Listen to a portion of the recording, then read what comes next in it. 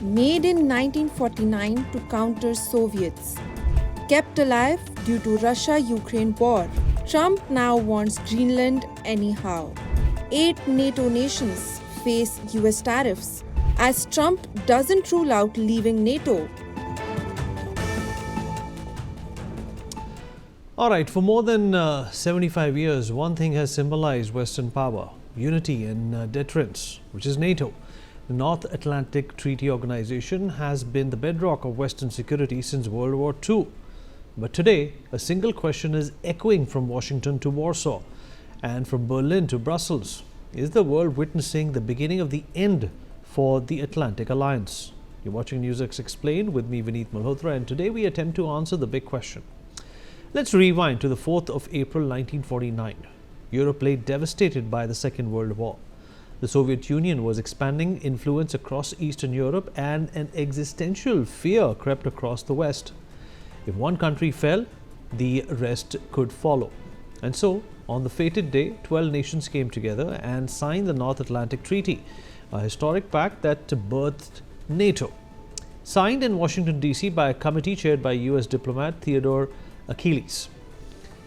Secret talks had been held at the Pentagon between March 22nd and April 1st, 1948, of which Achilles said the talks lasted about 2 weeks, and by the time they finished, it had been secretly agreed that there would be a treaty. It drew heavily on the Rio Treaty and a bit of Brussels Treaty, which had not yet been signed, but of which we were being kept heavily supplied with drafts. Now remember, the Rio Pact is an intergovernmental pact or collective security agreement signed in 1947 at a meeting of the American states. Its central principle stated that an attack against one would be considered an attack against them all. Similarly, the Brussels Treaty acted as the founding treaty of the Western Union and provided for the organization of military, economic, social, and cultural cooperation alongside a mutual defense among member states. The 12 states that signed the treaty thus became its founding members. These included Belgium, Canada, Denmark, France, Iceland, Italy, Luxembourg, Netherlands, Norway, Portugal, United Kingdom, and the United States. 20 other states would go on to join the NATO in later years. The treaty contained 14 broad provisions that covered peace, security, deterrence, and more. Foremost among these was Article 5. The key section defines the casus foederis. It commits each member state to consider an armed attack against one to be an armed attack against them all. Upon such an attack, each member state is to assist by taking such action as they deem necessary, including the use of armed force, to restore and maintain the security of the North Atlantic area. Now, this provision wasn't just symbolic, it was revolutionary. In the considerable history of the North Atlantic Treaty, Article 5 has only been invoked once, and after the September 11 attacks in the United States, NATO Secretary General George Robertson telephoned Colin Powell, then US Secretary of State, and said that declaring an Article 5 contingency would be a useful political statement for NATO to make. Broadly, the North Atlantic Treaty committed to collective defense, political unity, military coordination, and the protection of sovereignty and freedom. Put simply, British Army officer and diplomat Hastings Lionel Ismay, the first Secretary General of NATO, famously summarized the goal as keep the Americans in, the Russians out, and the Germans down, meaning keep US military presence in Europe, ensure Soviet containment, and maintain stability inside Europe. For decades, this model worked brilliantly.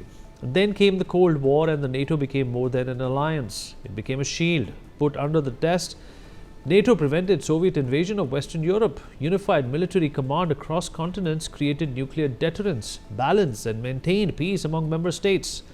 By 1991, when the Soviet Union collapsed, many thought NATO had completed its mission, but instead of dissolving, the alliance expanded, entering a new era. NATO now needed a new purpose. The alliance thus pivoted to peacekeeping missions, counter-terrorism, crisis response, and expanding into Eastern Europe.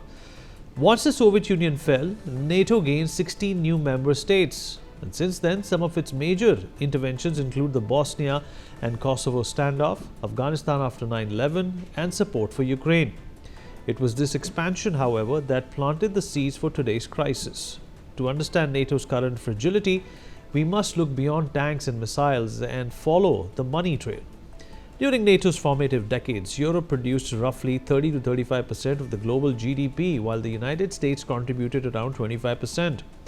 Essentially, this meant that the combined Western share was more than 50% of the world economy. This also meant that NATO controlled the world's economy and therefore the world's military power. This economic dominance funded massive arms, advanced weapons, and global bases. Let's compare this to today. In present times, Europe's share of the global GDP stands at 15%, while the US contributes 24%. Meanwhile, China alone accounts for 18%, with Asia's combined GDP share nearing 45%. And so, the turn of the century shifted tides, tilted the balance of power, and the world's economic center moved east. Simply put, during the Cold War, NATO's golden era, Europe was an economic superpower. Military budgets were skyrocketing, and a strong sense of political unity acted as a unifying factor. Today, reality is much different. Europe is a land of aging economies and highly fragmented politics. This economic decline is reshaping NATO's future. And this brings us to the military consequences today.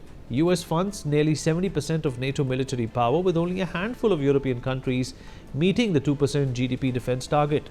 This has translated to NATO no longer being a collective alliance, but increasingly becoming US subsidized security. This has not only impacted equations, but the resulting imbalance has fueled political backlash in Washington.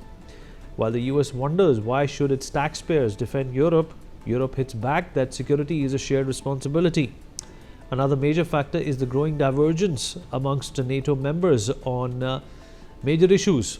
The diverging threat perceptions and political fragmentation have resulted in NATO hurtling towards an identity crisis. Eastern Europe fears Russia. Southern Europe remains adamant on migration and terrorism.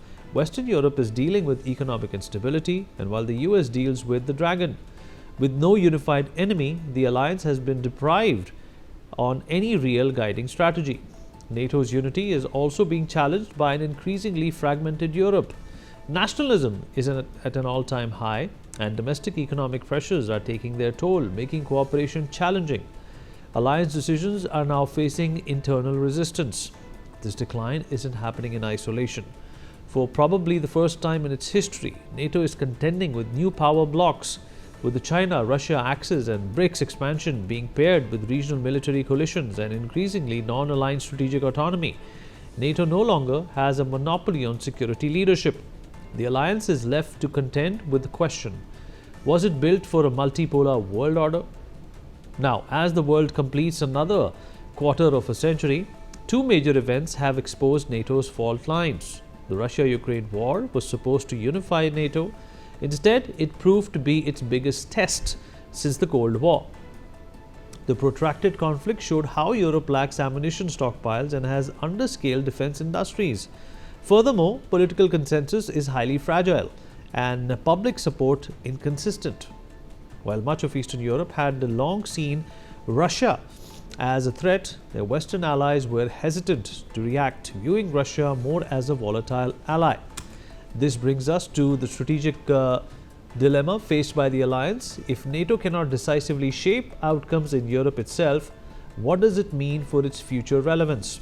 This brings us to the present, a stark threat to NATO's identity that came not from Moscow or Beijing, but from Washington. The unprecedented situation of a NATO leader openly pressuring another NATO member over territory. The United States President seems adamant on acquiring Greenland, and he has gone so far as to put 8 NATO allies under US tariff fire as the Greenland dispute escalates. Analysts say an American excursion into Greenland would kill NATO in one swoop, with Russia and China the gainers. It could also potentially trigger a nuclear arms race. Here's the big picture. The first casualty of American military action in Greenland would be the North Atlantic Treaty Organization, and Europe is not being shy about it either. The EU's top diplomat, Kaja Kallas, said a division among allies, meaning the US and a majority of EU member countries part of NATO, will benefit China and Russia. EU leaders have stressed that Trump's tariff move undermines transatlantic relations while promising to uphold Europe's sovereignty. the EU has convened an emergency meeting of ambassadors from its 27 member countries to discuss their response to the tariff threat. Meanwhile, a debate once considered taboo is now erupting at the heart of French politics. Senior French lawmakers are openly questioning whether NATO still serves France's national interests as tensions with Washington intensify. From US pressure tactics to the shock deployment of European troops in Greenland, fractures inside the alliance are no longer hidden. As President Donald Trump refuses to rule out acquiring Greenland, Arctic security has become a flashpoint and NATO's unity is facing one of its most serious tests in decades. Denmark itself, a NATO member, as well as several other European countries, have deployed troops in recent days in Greenland. Trump's Greenland rhetoric has raised an uncomfortable question in Europe. What if the threat comes from within the alliance? Remember Article 5 of the North Atlantic Treaty? Well, for the first time since its inception, NATO is faced with the existential considerations.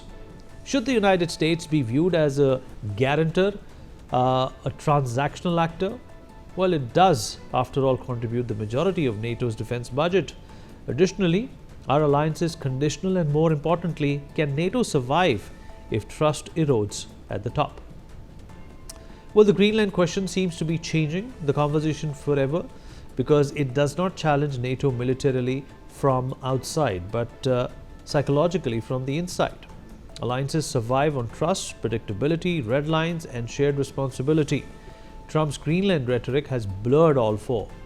Once you put it all together, Europe's shrinking GDP share, America's increased military burden, Ukraine exposing capability gaps, and now internal coercion, the illusion of automatic unity has been shattered. To be clear, NATO is not ending tomorrow, but it is undergoing its biggest transformation in its history. NATO was never just a military pact but a political identity, a statement of shared values. The real question thus becomes, does the West still believe in collective destiny? NATO today is moving from a Cold War shield to a modern era experiment, trying to survive in a world where power is no longer Western-centric. The curtain is not falling, but the stage is changing, and the world is watching closely. Made in 1949 to counter Soviets. Kept alive due to Russia-Ukraine war, Trump now wants Greenland anyhow. 8 NATO nations face US tariffs. As Trump doesn't rule out leaving NATO,